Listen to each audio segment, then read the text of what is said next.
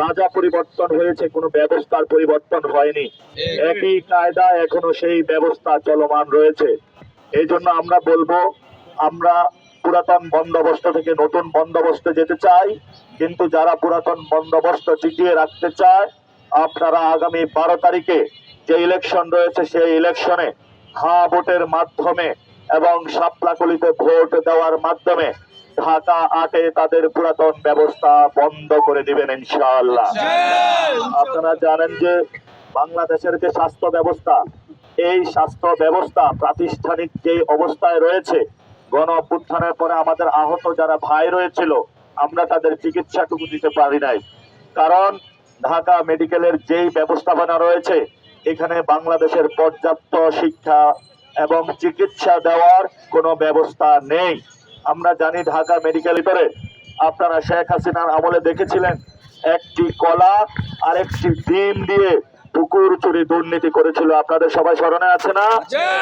কিন্তু সেই ব্যবস্থার এখনো কোনো পরিবর্তন হয় নাই।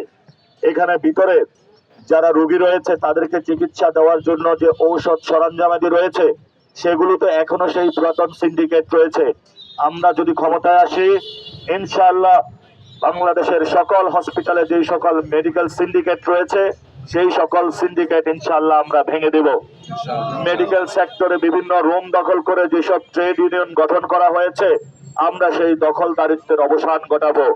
বাংলাদেশের স্বাস্থ্য খাতে ডক্টর নার্সদের যে বেতন কাঠামোর বৈষম্য রয়েছে, আমরা সেই বৈষম্য দূর করে ডাক্তারদের যে যথাযথ মর্যাদা রয়েছে সেই মর্যাদা প্রতিষ্ঠা করব।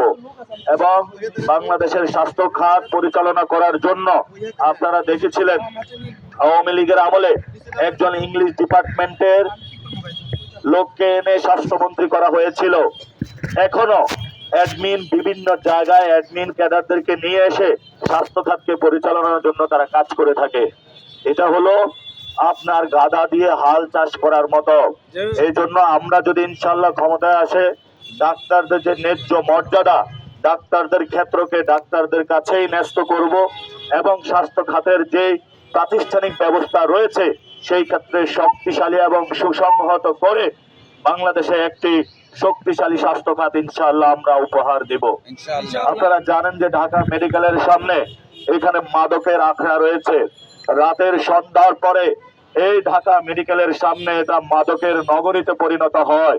আমি এই ইউনিভার্সিটির স্টুডেন্ট ছিলাম, এখানে কি ঘটে আমরা ভালো করে জানি।